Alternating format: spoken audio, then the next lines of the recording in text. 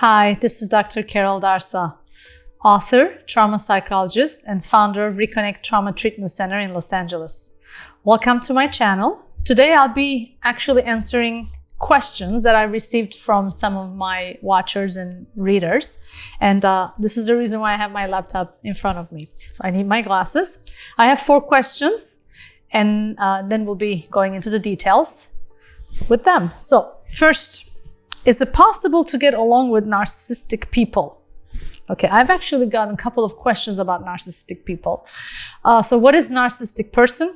It's someone who has an inflated sense of self, who really has a lot of needs, and who tends to think more of their own needs rather than really be available for someone else's needs. They could be sometimes sort of opportunistic or taking advantage of other people. Is it possible to get along with them? It is, but it is not easy, I have to admit. So here's a few steps for you. 1 is accept that they're narcissistic. In fact, read about it because you want to make sure that you are labeling them correctly, right? Narcissism is not something that changes. If they are that way, they will be that way forever. So just prepare yourself. Be very clear about boundaries. If you're good at boundaries, about saying no, they tend to actually react better, although not in the beginning. If you put boundaries, expect that they're going to push back. They're not going to be happy about it, but stick to it and just follow your own boundaries and what's necessary for you. They will not think what you need, so you will have to be really good at expressing what you need and what you want. So don't be afraid. Don't be timid about expressing what you need. Don't take it personally. This is not because they don't care about you, but that is just how they're thinking. Everything to them revolves around them. Actually, have empathy. Believe it or not, narcissism comes not because they are mean people, but it comes from a low self-esteem or maybe even a lack of love or lack of care that they received during their childhood. So if you understand these things, you might be much less prone to take it personally, or that you might not even get that upset. But demand action and definitely take care of yourself rather than waiting for them to take care of you. Okay, let's go into our second question. How do I overcome low self-esteem issues? Okay, so this reader talks about actually have a difficult time to go from one job to another. And she was saying that she actually knows she's good, but she's just not trusting herself at all.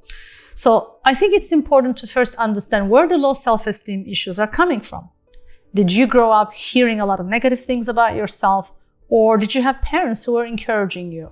Do you have a partner or friends who are encouraging you? So you definitely want to surround yourself with people who are definitely lifting you up and not putting you down. You do not want to be around people who are judgmental, because you probably are already judgmental towards yourself enough. So you definitely be careful about what kind of people you choose. So those are some things. What's important is actually self-esteem is often related to taking actions. So if you take actions in your life and you keep your promises to yourself and you see that you can achieve something, you can build self-esteem. Contrary to popular belief, self-esteem is not about looking in the mirror and say, hey, I love you, you're beautiful. It's not that way. It's about really seeing what you do good and what you are able to accomplish. So if you are struggling with low self-esteem issues, you may tend to forget your accomplishments. I would recommend that you write them down. This is something I tell all my clients actually. Have your journal, and at the back of the journal, write only successes and only positive things that you hear about yourself from others and that you are experiencing, and revisit it from time to time. So build it slowly and gradually because it does take time, but it is possible to change self-esteem issues. Let's go into the third question. Is it possible to have experienced a traumatic event and not be aware of it? Yes, that is actually a very common thing. Most people think traumatic events are about soldiers coming back from the war, or sexual abuse, or natural disasters. So really like big events. Yes, those big events are traumatic, but a lot of small events, which are called in the psychology field small t, stands for small trauma. So yes, those can be traumatic, and they often go with relational issues. So if you had parents who were physically available, and you say, well, you know what, I grew up fine. Nobody was beating me up, or I felt loved, and we had money, we were normal people, and so I don't know why I'm reacting that way. Well, you may want to look into to see if they were actually emotionally available. Were they in attunement with what you were needing? Because a lot of relational stuff that you experienced as a child with your parents will actually show up now as adult. And this is sort of how you know whether you have a trauma or not, because that was another question that was going along with that question, is that, do I have a hidden trauma, and how do I know about it? Well, look at your life. Where does it show up? Are you having struggles with self-esteem, which could be a sign of trauma? Are you having struggles with anger? Are you having struggles with mood issues? Are you having a lot of ups and downs, or crying, or you don't feel motivated and you just can't connect to something? You might have to do some digging. I would recommend to do this kind of digging though with a professional, so that you really can understand what's in your way. What kind of belief systems did you grow up with that could have been a traumatic for you? Or chronic stress that you had, and chronic stress could be eventually a traumatic experience. A lot of people don't know, but medical conditions are actually considered traumatic as well. So that could have been something that you're struggling with. Let's come to our last question.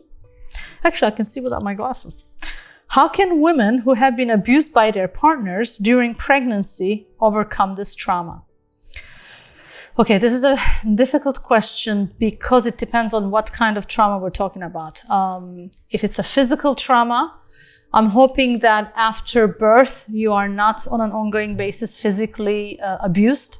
If you are, and if you're in a domestic violence situation, I highly recommend you watch my domestic violence video, but you might want to consider about getting professional help and maybe even leaving your partner, unfortunately, if you're still being ongoingly abused. But if it's a psychological abuse, two things that are important. Is your partner aware and has admitted that he has been abusive to you? If he has not, then you're going to have a much harder time to heal this, because this is, again, a relational trauma. And in a relational trauma, you need two parties to be able to work this out. So I highly recommend that you go for couples counseling to work this out, or you can read some books that talk about how the unconscious patterns show up in relationships.